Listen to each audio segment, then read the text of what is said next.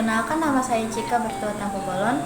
Saya dari kelas 6 SMP Negeri 4 Tebing Tinggi, tahun ajaran 2024 sampai 2025. Guru pembimbing saya dalam ujian praktik ini adalah Ibu Vegi Silalahi. Pada video ini saya akan melakukan praktik membedah telur untuk mengetahui bagian-bagian dari telur serta menjelaskan perbedaan telur mentah dan telur rebus.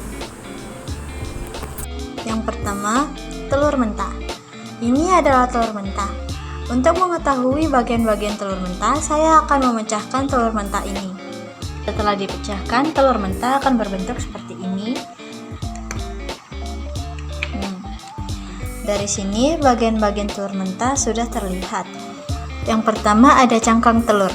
Cangkang telur ini berfungsi untuk melindungi isi telur dari kerusakan fisik atau masuknya kuman dari luar. Yang kedua ada membran cangkang. Membran cangkang itu adalah lapisan tipis ini yang berada di dalam telur ini. Lapisan ini berfungsi untuk pelindungan tambahan agar bakteri tidak mudah masuk. Yang ketiga ada putih telur yang fungsinya untuk melindungi kuning telur dan menyediakan nutrisi untuk embrio jika telur dibuahi. Putih telur ini mengandung banyak protein. Yang keempat ada kuning telur. Kuning telur ini mengandung lemak, vitamin, dan mineral. Kuning telur berfungsi untuk sumber utama makanan bagi embrio. Yang kelima ada kalaza. Kalaza ini terlihat seperti tali tipis yang berfungsi untuk menjaga kuning telur tetap di tengah. Ini adalah kalaza.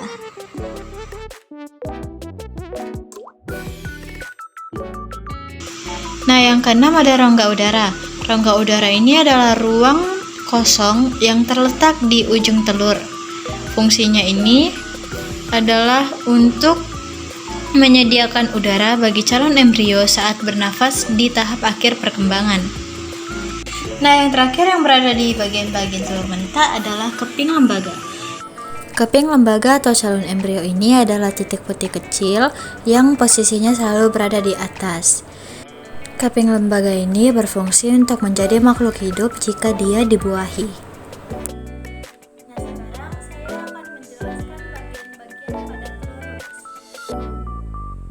Untuk mengetahui bagian-bagian dari telur rebus, saya akan membelah telurnya.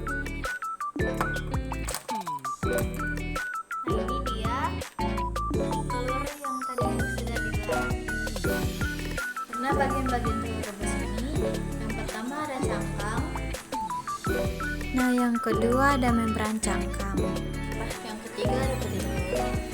Putih telur sudah mengeras dan protein di dalamnya telah mengalami koagulasi karena panas. Yang keempat ada kuning telur yang telah mengeras. Yang kelima, jika kita mengupasnya dan tidak membelahnya, maka masih ada rongga udara yang terlihat. Nah, itu tadi bagian-bagian yang terletak pada telur mentah dan telur rebus. Sekarang saya akan menjelaskan perbedaan antara telur mentah dengan telur rebus. Yang pertama ada kalaza. Kalaza di telur yang sudah matang tidak terlihat karena sudah menyatu dengan putih telur, dikarenakan efek panas saat merebus. Perbedaan kedua dan yang terakhir adalah keping lembaga. Keping lembaga pada telur yang sudah matang tidak akan terlihat karena dia terlihat akan seperti menyatu pada kuning telur. Sementara keping lembaga pada telur yang masih mentah, keping lembaga ini akan masih terlihat jelas.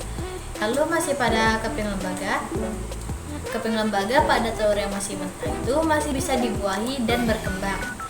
Sementara keping lembaga pada telur yang sudah matang sudah tidak dapat lagi dibuahi ataupun mengalami perkembangan karena sudah menerima suhu yang panas yang mengakibatkan telurnya telah matang.